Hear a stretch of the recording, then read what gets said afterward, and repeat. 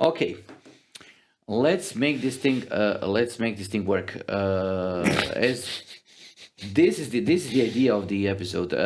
What I wanted to talk about today is the what to do if you have masses of old hardware that you don't know what to do with. So basically, okay, I may have a smallish problem with old hardware.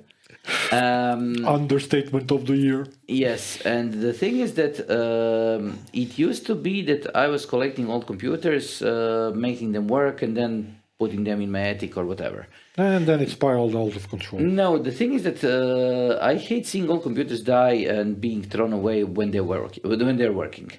And now with the technology coming of age and the technology becoming quicker and quicker, more and more computers actually make sense even after they are 7, 8, 9, 10 years old. So let's roll the intro, and after the intro, talk about what can be done with old computers.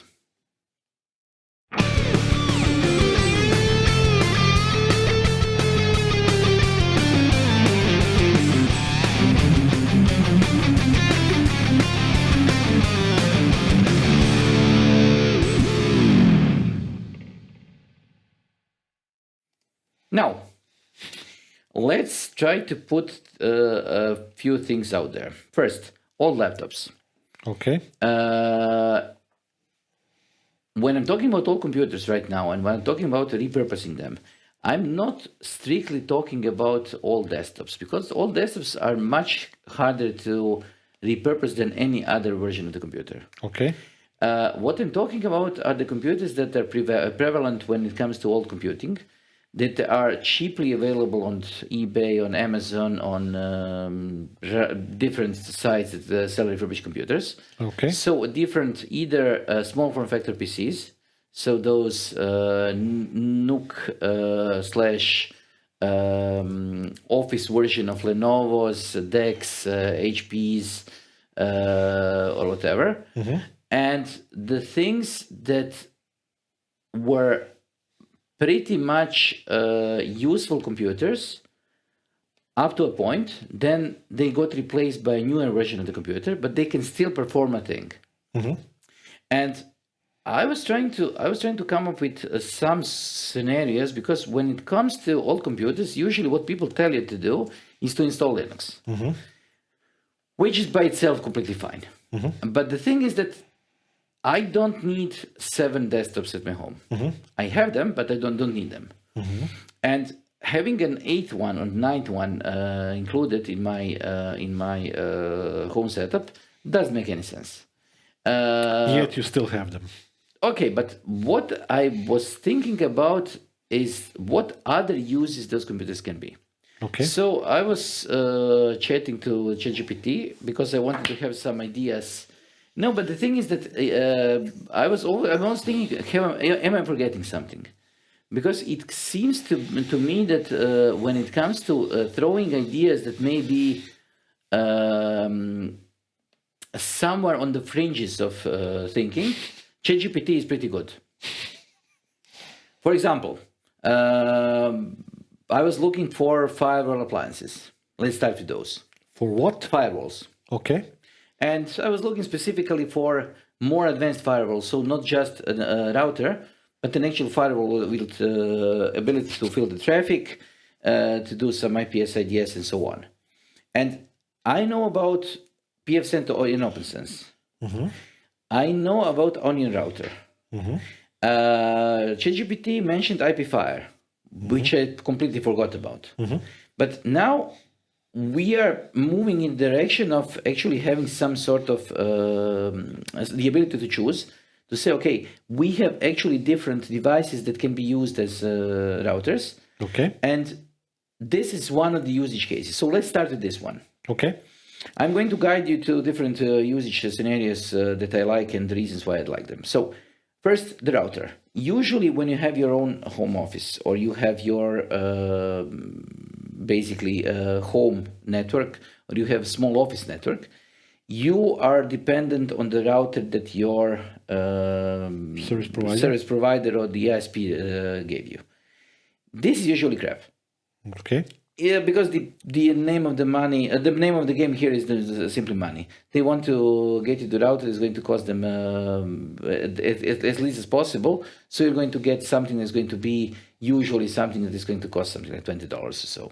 So it is not going to be quick. It's going to have some limitations. Okay. Specifically, usually the limitation is the number of PCs that can be connected to it. Yes. It usually is something like 8 or 16. And it is not complicated to have much more devices in your home than 16. Okay. Especially if you need to count in doorbells, cameras, weather sensors, temperature sensors, and so on and so on. For example, in my house right now, I have 47 different devices connected to the Wi-Fi network. From aforementioned cameras and so on, to lights, to controllers for the shades, anything. So I need a more capable router. Now, in this particular case, pfSense, OpenSense, IPFire, Onion Router, or whatever, are useful devices. And there are some setup videos that I previously did as one of the episodes. And I'm going to do more and more of those. But the thing that in this particular case makes this device, these devices, all devices, a problem is because they usually lack additional network cards. Yes. The problem with the NUC or the problem with the small form factor PCs is that usually they don't have any space for any expansion. So you need to have some separate card. It could be USB 3 card. But my experience with USB 3 cards that are used 24/7 is usually bad. So okay.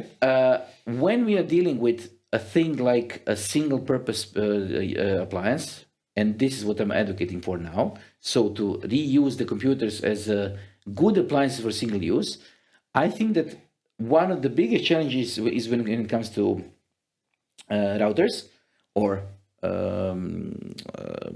let's call them fireworks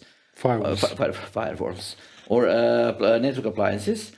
And the reason is because they don't, this is the reason why I mentioned firework, they don't work. They don't work as a firewall because they don't have the necessary configuration, and it's hard to get this configuration running because of the limitations of the form factor. There is a solution to that problem. There is a solution to this. The solution is called a desktop PC. Doesn't have to be. Okay. What is your solution? Extreme version of the NUC. Okay, but you are not going to find an extreme version of the NUC that's going to be price-wise less expensive than the desktop PC. Desktop PC, yes. Completely agree with you. But the advantage of the extreme version of the NUC, most of the latest generation since Gen 8 or something like that, they do have 2 network cards out of the box, and they have NVMe, and they have at least 2, sometimes 3 PCI Express slots. Okay, but I'm not interested in NVMe because the router itself does not require it. Just saying. You can go get away with an old SSD. So if you are going for a regular, let's say 5 years old PC, you can probably create your own router for under $100. Agreed. Okay. Just saying. You're going to end up with a completely wrong case. The power supply is going to be suspicious at best, but it is going to work. Yes. So this is one of the things. This is what I was going for. Yes, I know. That there is a NUC on eBay for €400, which is way more than you want to spend. I understand. This is exactly the NUC that I have, just the lower tier model, but it has everything that you need. Yes, I actually know this one. Yeah. Okay, so now the next thing. Everybody's talking about home labs. And home labs are the idea that usually is pretty distinct when it comes to computing because not everybody needs a home lab. Correct. Some people require some sort of different PC or different virtual machine to be able to run some things, but usually it's not the home lab that they're after. My point of view here is that you should be creating your own home lab. If you are IT dude, I mean. Even if you are not an IT dude. Okay. Right now you can get something like Android And then you can both create your own home lab, and also you can create your own appliance that is going to cover everything else that you need. Okay. Because what I'm advocating for is get something that can be easily configured. You can then create your own NAS. You can store your files. You can create your own VPN. And then also you can do different things like create your Pi-hole, so create your DNS, local DNS that's going to avoid a lot of the advertisements on the internet. You can then run Plex. You can then run different things that in virtual machines that don't require that much power. And so you don't need separate machines. Okay, question. Yes. You do agree that that is going to be a use case in which you're going to have a computer that's a little bit more beefy than the previous use case? Yes and no. There's a reason why I'm asking. Yes and no. Raspberry Pi is capable enough of running a Pi-hole. Yep. Running something like this on a, I don't know, i5, 6 years old i5 is going to be completely fine. It doesn't require that much processing power. But if you want to run Plex and virtual machines, then it's not going to work. Yes, but those virtual machines, if you're not an IT guy, are going to be basically the aforementioned Plex. It's going to be, so with the indexing, this can be solved with, let's say, SSDs. Pi-hole is going to be another virtual machine, maybe Home Assistant, and that's it. Okay. So this can be used instead of you running a Raspberry Pi, because for one reason or the other, Raspberry Pis have become so much so too expensive to run than they should have been. You can buy a new mini PC, okay, abysmally bad one, but you can buy it for less than it costs to buy a new Raspberry Pi. My point is this: if you have those three machines, and if you want to have a home lab, yet again, you're going to have something that's a little bit more beefy. No, but if you are aiming for a home lab, this is my next thing. If you're aiming for an actual home lab, then you need something that is capable of doing virtual machines. It needs some amount of memory. It needs some amount of disk drive. It needs separate disks because you need to be able to at least have some sort of capability to run the different virtual machines at different times. So you are going to be requiring something, if not extreme notes, but something. That's exactly my point. Nook like Extreme is perfect for that. Yes, but also exactly the reason why I bought it. Yes, the thing is that right now at my home I'm running two desktop machines. Yep. I'm running one as a Proxmox and the other is run as an Unraid server. The reason why I'm sticking with Unraid is it has become. It is not solving all my problems. Not nearly solving all my problems, but at the same time, it is running for the 4 years now on, I wouldn't call it bad. It's even worse than that hardware. It's an i5 second generation with 8 gigs of RAM, and it is completely fine for what I'm running on it. Yeah. And I'm not running anything other than something like 20 terabytes of drives, and I think I have a Pi-hole on it. That's it. Okay. So I'm not running any Dockers. I'm not running anything other than the bare minimum that is needed there. Okay. Okay, so for the home lab, I would go with something much beefier, as you said. I would go either for with Extreme Nook. I would go either for Minis 4 maybe, although they are more expensive. I would go for a beefed up version of a small form factor PC because you can buy i9s and i7s there, 7 or 8 years old, that are more than enough to run Proxmox, that are more than enough to run Linux with KVM, or to run any other thing. Portainer plus Docker is something that is usually run today.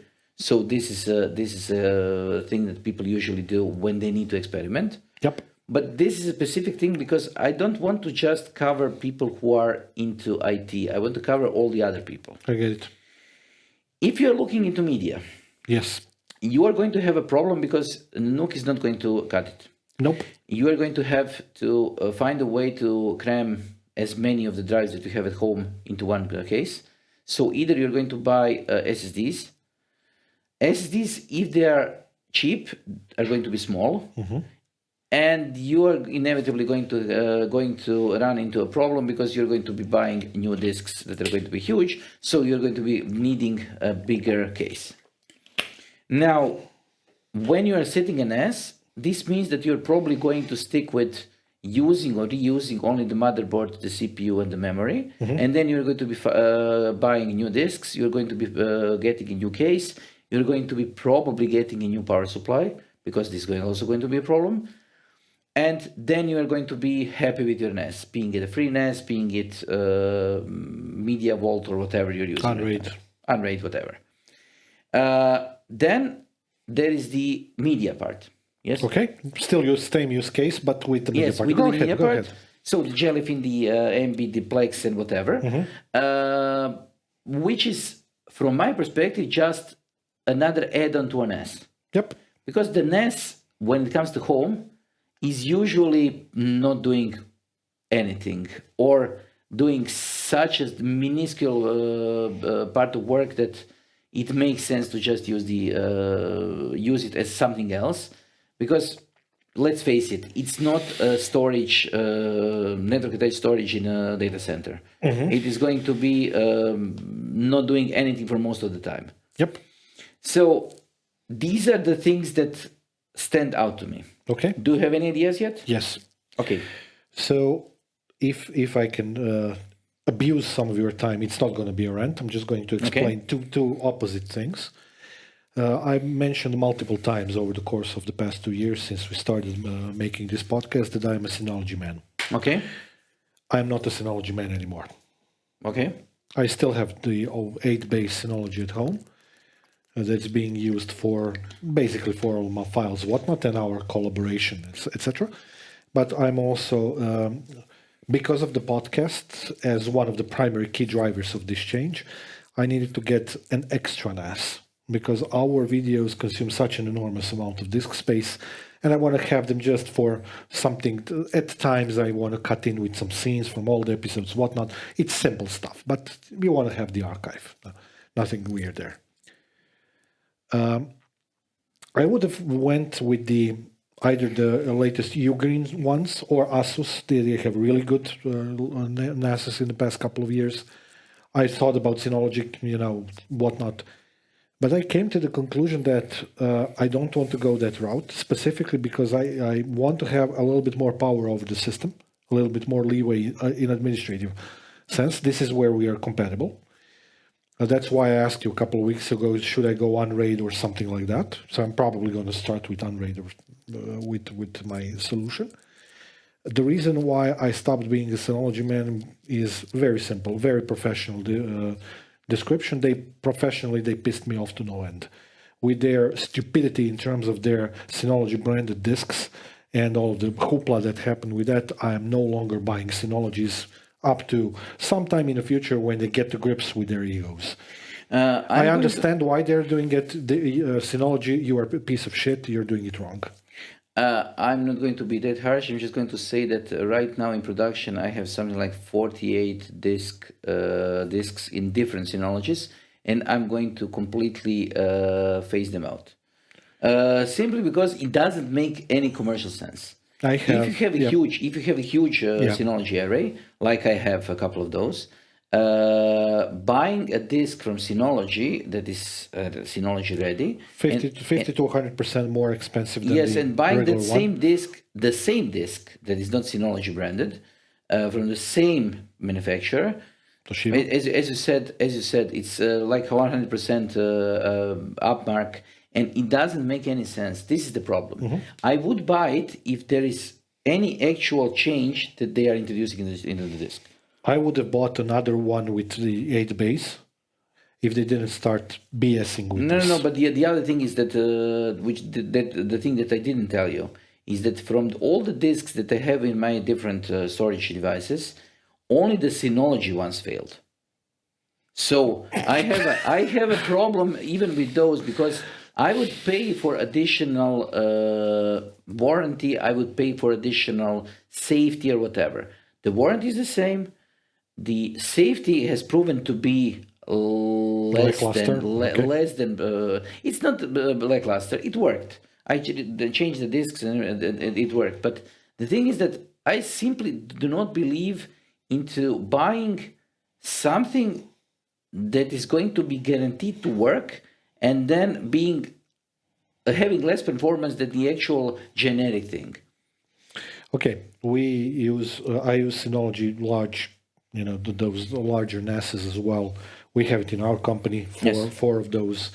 I have two in another company. I have two in another company. Blah blah blah. I have, just like you, I have both of them, and at home as well. My experiences so far with them have always been good, especially for the ones that I use for virtualization, because I don't use hard drives in those. I just use SATA SSDs, which work really well. 10G networks, whatnot. No complaints there. But for the future, it's just not going to work that way, because if they start doing the same crap with the SSDs, then it's going to be even bigger problem. And the SSDs are expensive enough as it is. The thing is also that I had a 6-bay Synology gave up on me, and then I gave it to a colleague of ours to basically I gave it away because I haven't had any use for it, and then he actually found out solutions. It needed to some capacitors needed to be changed, and there was some hardware change that needed to be done. Like I think it was a jumper that needed to be soldered in. But the problem is that it was a 4-year-old Synology and it was working. Then it broke. I got it to the official service center, and they said that it cannot be repaired. And then I gave it to our colleague, and he repaired it in 2 days. And the cost of the repair was something like €1. And so the problem is that I don't have any more trust in them. Yeah. But anyways, let's go back to the NAS. So I am after like 15 years, 10 plus years since I assembled a NAS for home. Because prior to Synology, I was doing TICUSes, which I got for free and whatnot. I decided to build my own, which is going to be based on a Silverstone case that's very, very popular for NAS use cases with 8 slots. I acquired a SATA controller with, again, 2 channels times 4, 8 disks can be connected to that. Works really well for me. I went with the Minis 4 motherboard. This is my first return to AMD since 2003. Okay. 2004. So 20 years I haven't used this. This may be a little bit of an overkill, but yes. It is. No, it's not an overkill because I'm going to stick NVMe SSD on it and I'm going to run some VMs. Oh, okay. I also bought a boatload of memory for it so that it can actually do that. I want to do some stuff on the side. And it's not going to be overweight in terms of that, but whatever. I like this motherboard because it comes, it comes with the CPU, B, it has a cooler. And if you look at the stuff that usually bother me all that much that we discussed in some of the previous episodes as well, it's very decent in terms of additional connectivity. Now I have all of the connectivity that I need. If I need something else, there's a PCI Express slot. Okay. I can hook up a 10G adapter, and I have a couple of them, on my desk in the office that are mine, so I can do that easily. This absolutely, you are on the money that it's an overkill, but it was heavily discounted, and even more so than the price that you can see on the screen on Amazon. So it was an easy choice. The first thing that I was actually considering doing is very similar to what you mentioned in our motherboard rant volume 2 episode. I was actually seriously considering going with exactly the same chipset, but Gigabyte motherboard, because I have one of those. And they're almost exactly the same, except for the amount of SATA ports. Because when you go into the part of the market at which people are building NASs, we're talking about N101, 201 motherboards, whatnot. Then, exactly as you said in that episode, the biggest problem is the amount of SATA ports. Most commonly nowadays designs, even for the ATX motherboards, they don't have more than something like 6 ports, which is a problem. There are solutions to that problem. There are those M2 NVMe to SATA converters, that you can hook up 4 SATA drives to it. In my build, I don't want to do that. I just want to have an out-of-the-box solution because I would like to use 8 disks, ZFS or something like that. I'm yet to see how that's going to pan out. I'm going to boot it from a small NVMe, and that's going to be my NAS build. And this NAS build, if I compare this to my Synology, it is 50% less in price, even more than that. It's something like 45% in price. It's way cheaper than 8-base Synology, which again is another reason why, for my use case or for our archive of the videos and some other stuff that I want to do, this makes perfect sense. Okay, let's go back to the refurbishing of our computers, because this is all the new hardware. But the thing is, I'm just going to go with one thing. I wasn't able to find... Yes, I know. I have a boatload of old motherboards at home, with Mini ITX as well and others. I wasn't able to find one that A, works, B, has the necessary things that I need for it, C, memory works for it, and D, has enough SATA ports. That's the most common problem is the SATA ports. Yes. So now we have come to the point where I want to talk about backups. Oh, yes. Because the backups can be done in a couple of ways. One is having a separate NAS, having a virtual machine, then having this virtual machine do the backup to the NAS. Yes. It can be done directly by the NAS. For example, Synology can do this. Yes. But since we are talking about how to repurpose the PC, you can use something like Borg Backup if dealing with Linuxes. You can use Backup PC for the Linuxes. You can use Veeam. It's a little bit tricky when it comes to licensing because... No, I do have licenses.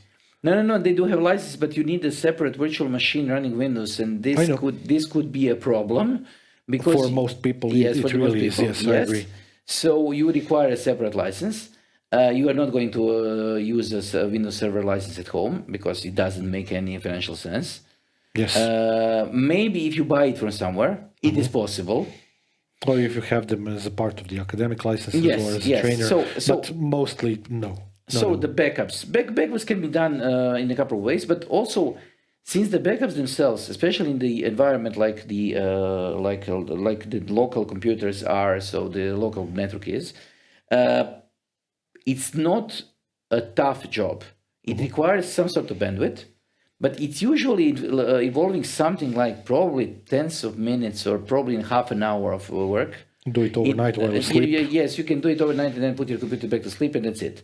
So this is also a useful thing that can be done. Also, then what you can do is that you can back up this particular central computer. Then you can back it up to the cloud, because the cloud itself has become cheap.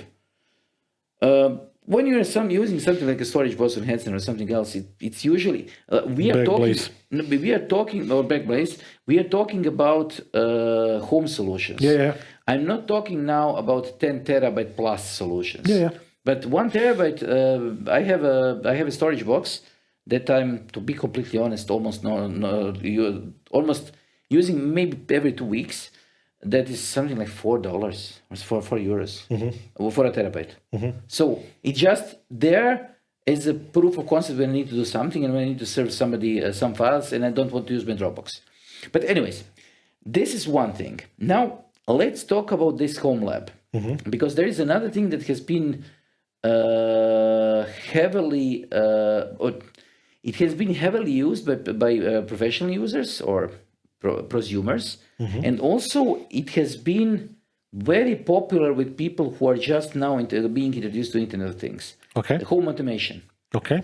Because there is OpenHub, there is Home Assistant, and they are able to talk to almost all of today's smart devices and smart ecosystems. I'm not only talking about smart devices, but the smart ecosystems are important, because it used to be that you couldn't connect, for example, Google or Alexa to Home Assistant. Now you can. There is dedicated hardware for Home Assistant. You can buy relays, you can buy different ways, different sensors and different switches and whatnot that you can actually connect to Google, to Home Assistant as such. You can connect it to almost every camera on the market. You can connect it to almost every intelligent light on the market. So Home Assistant is interesting. Home Assistant can be run on Raspberry Pi, but it can also be run in a virtual machine. So people are choosing virtual machine more and more, and specifically because Home Assistant is able to eliminate this thing that everybody hates. For most of the cases, it is able to keep your devices in your own home network without giving them the permission to connect to the internet. So you can, for example, grab the image from your camera, put the image on the disk somewhere, so save it, and also take a look at it without having the camera talk to the internet itself.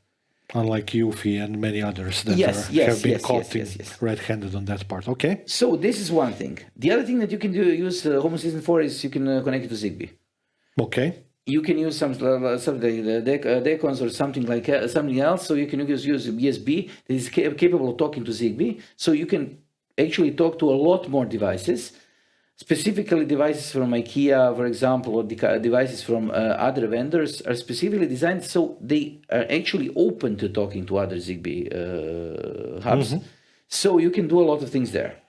Now, also, there are usage cases when you can repurpose your PC to run your cameras. Yep. If you have IP cameras, you don't need an expensive DVR.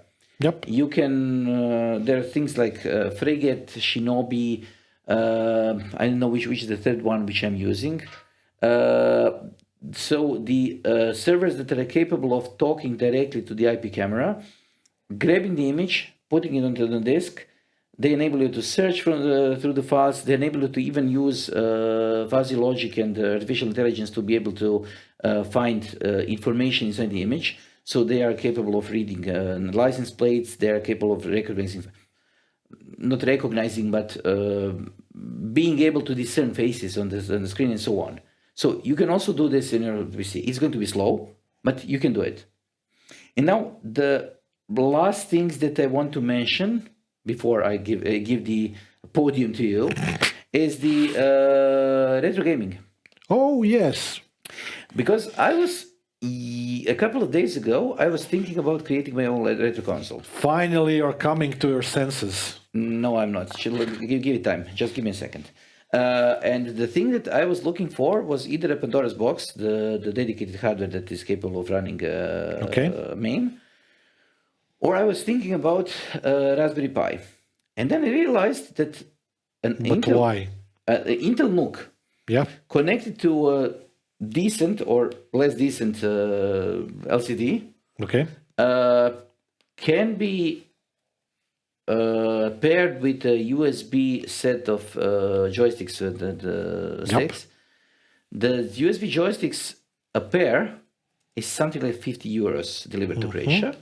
So I can probably get away with something like 150 euros for a whole arcade machine using a refurbished hardware. The only thing that I'm right now missing is I need to find a way to get everything inside the cabinet because I don't want to have it on my desk. So this is the only thing that I need to solve. But this is going to happen. And what I'm thinking about is turning it into a desk, actually. Yeah, I've been working on an idea like this, not for the retro PC, but for my main PC. Years ago, I was considering this, and Lee had a finished desk like that you can put actually two computers in. It was very expensive. What I'm aiming right now is I'm going to go the completely other route.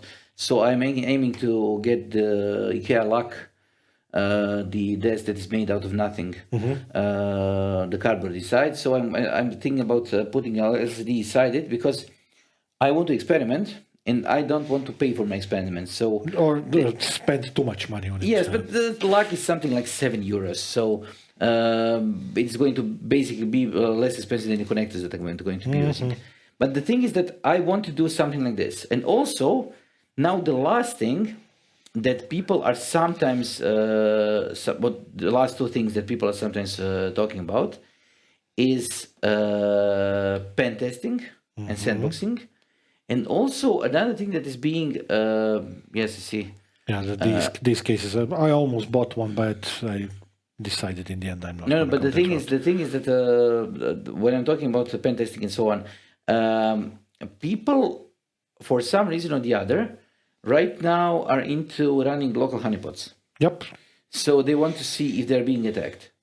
For vast majority of those, nobody's attacking them, so they're just going to be running the honeypots anyways. For fun. For fun.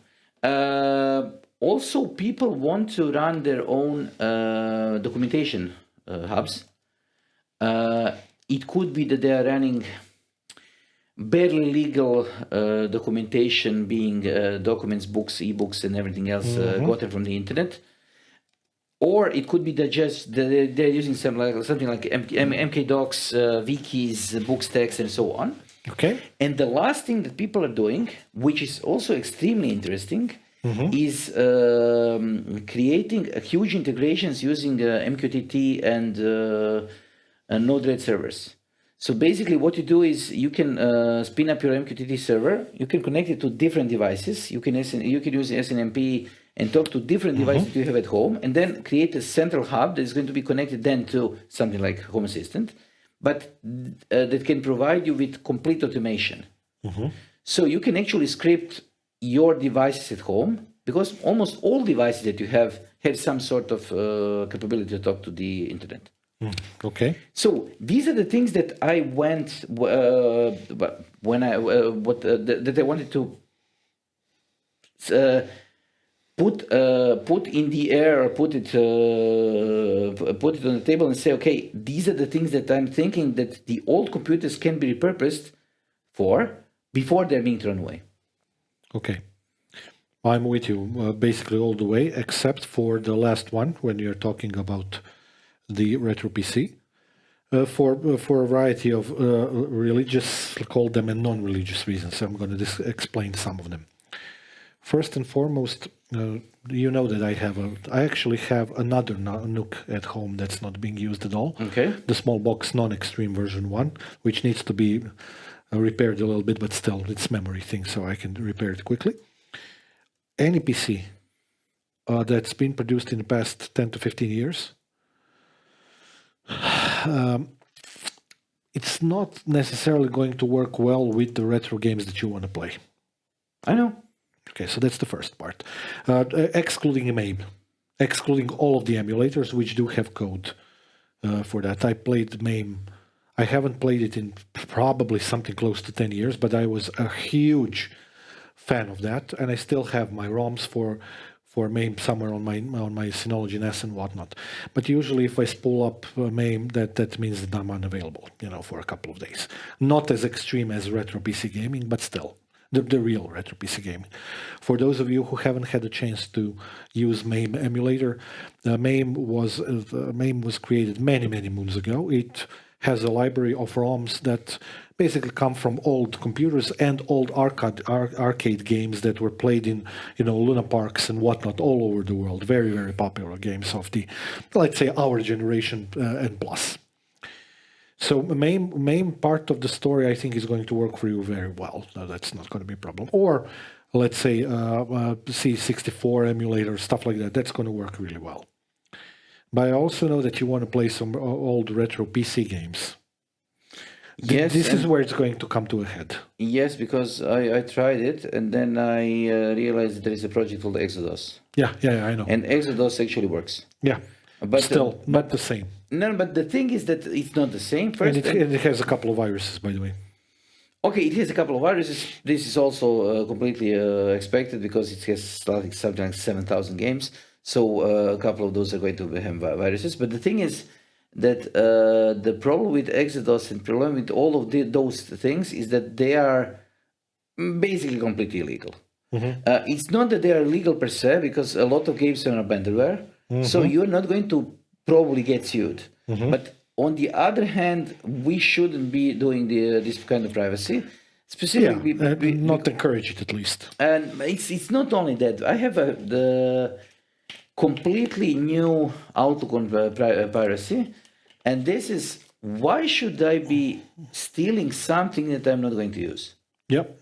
And I must say that I haven't played a pirated game with well over 15 years, simply because I don't have the time to get the game from somewhere, install it, try to how it works, try to solve all the problems with the cracks and everything else, try to avoid all the viruses and everything. instead of just simply paying $20 or $5. Yeah, it's or just 4. not worth your time. Yes, That's the problem. Yes, and this is the thing that I have more and more problems with, because I have realized that a lot of people around us don't think that paying for anything makes sense. Yeah. And for example, we were talking to a colleague of ours a couple of days ago about writing papers, and I mentioned census, and it is something like what, €10? Consensus, you mean? Consensus, sorry. Yeah. Consensus. It's something like €10. And he said, why should I pay for it? But because it saves you hell of a lot of time. Yeah, I love using consensus to get me the papers that I need. Yes. That's it. Yes. So Right. if it saves Please me give time, me papers from 2020 to 2024 that are related to topic XYZ. It displays them. I download them legally because I do have licenses for that. Read them for the next couple of days. Select, just highlight certain parts that I want to have in my paper, our paper, whatever it is, so that I can do a lit review so that the paper looks like a paper. I don't see a problem with that. And it's exactly the same as going to any kind of online paper database and search by subject. There is no difference whatsoever. there is. This one is quicker.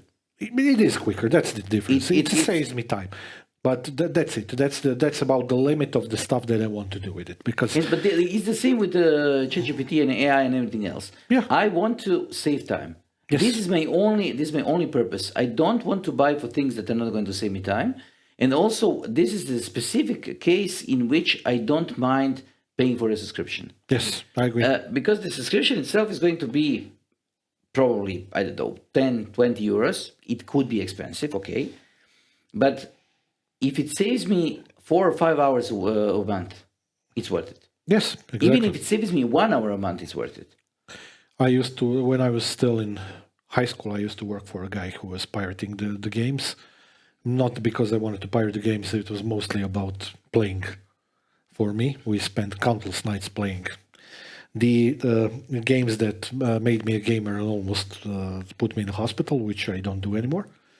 But for me, going back to the topic of retro gaming, there is a subjective, emotional, religious, whatever you want to call it, part of the experience, which I'm going to present in very soon in one of the few upcoming episodes, from which, if you are born at that era, it is very difficult to kind of disconnect from that. I know that my retro PC is completely stupid and pointless and irresponsible and way too expensive for an obnoxious amount of money, as I said in the episode, for most normal people, not for you and me. I know that it's not something that people will often do, but going back to the refurbishing of the hardware, a lot of people of our age do have, some kind of a 486 or some old Pentium stick somewhere on the attic or in the garage or somewhere on the shelf, just collecting dust. It might still work. For those computers, for the games that we are discussing, those computers are plenty enough. My overkill, dual socket Pentium 3 800, whatever it is, 8 or 850, is not necessarily the normal use case, but still, it makes me smile, especially with the Sound Blaster card and SCSI and the ATI All-in-One graphic card, which I used back then. So these are some of the first PC components that I bought by using my own money. So it has a little bit of extra value in some other directions, but more to the point. This is the way it's meant to be played, those games. Windows 98 second edition worked really well on that computer specifically, with all the drivers installed, which was a little bit of a hassle. There are online libraries of all drivers, so that makes it a little bit easier. But maybe you noticed in the office when the PC was still there, you probably noticed that I have a couple of boxes of CDs on my desk, Full Throttle and Dune 2000 whatnot, original editions, which I bought a couple of months ago, explicitly for the purpose of making the episode that's upcoming. So for me, I'm it's just not going to be able to replicate that experience because all of the semi-hassle with the OS and IRQ and whatever it may be, it's just a part of the experience. I cannot disconnect from that. I'm going to go with that. I'm right now looking for a decent CRT TV. You have Trinitron at home, you lazy bastard. Not anymore. But the thing is that Where is it? it's complicated. But the thing is that I'm looking for. He sold it before asking me. I have a Trinitron monitor at home. Yeah. But I'm looking for a CRT TV. CRT TV. Yes, because I want to have a TV that is capable of channels and whatnot. Yes, because I want to be able to connect it to the spectrum. Okay, I get it. Because what I'm looking for is the genuine experience of a generator and the signal that was coming out from the original spectrum. Because what I want to do is I want to connect it to the, that there is an emulator for the drive. Yeah. So you can actually put a micro SD card with all the Spectrum games that ever existed. So this is what I'm planning to do. But I cannot find the time for it, so it's going to remain. It's going to be a back burner project until the summer. It's going to be a back burner project for the conceivable future because. Yeah, actually, that's something that easily happens when you go on those fringes. Yes. As my retro PC build eloquently proved, it took me a year to assemble all the components, to kind of get them, to buy them, to find them, to test them, to verify if all of them work, to find a decent case for it, to find some cards to retest because some things weren't working. You helped a lot with that as well, with some of the off-the-shelf, heavily filled with dust graphics cards that you lent me a couple of times, a couple of those you lent me and whatnot. So I was able to debug it because it was in the end very simple. It's just you forget some things with time. It is what it is. Memories of yesteryear, 30 years ago. It's not like it was 30 seconds ago. But the overall experience of that, I think, is going to be excellent. I'm going to bring that PC somewhere so that you can play with it as well. I think what we should actually do is organize some kind of an old school LAN party. I'm not missing Carrying. BNC connectors and LANs. Not going to happen. Yes, so I'm not going to go with those. But anyways, we can do it. Maybe we can do it. But let's finish this episode. We can VPN. Let's finish this episode right now, and then we'll talk about how to make our lives even more complicated. Before we do, are there any other use cases that you? I have no other ideas because what I was limiting myself to was using old computers that can be bought cheaply. A lot of other things can be done by using Raspberry Pis. You can do a lot of things by creating clusters of ESP32s. You can do, using microcontrollers, you can do amazing things. You can create different things. But I wanted to make it as simple as possible just to say, okay, you can get a computer from eBay for $70. Then you can install something on it that is going to be pretty much 1 click or 2 clicks install. And then you can get some sort of functionality out of it. Okay. I was not looking for a project for the weekend or a project for a week. I wanted something that can be done easily. Okay, I do have one more thing that we should mention, and this is something that you put on my inbox basket to do in the to-do list of episodes, which is using how to do music production. Yes. And in this use case, using old computers has a whole different meaning than everything. Yes, than everything that we discussed so far. This is completely other galaxy of a discussion. But again, this is an episode that I'm still working on. I really want to make it good because it's heavily personal related to some of the stuff that I do mostly, and yeah, it's going to be a thing this year. I planned it actually for last year, but yeah, there was no time. Yes. Okay, so thank you for listening to me rant and him listening to me. I will see you in the next episode. Do you have any other last words? No. Yeah, we are done for today. Okay, see you. Bye. Bye-bye.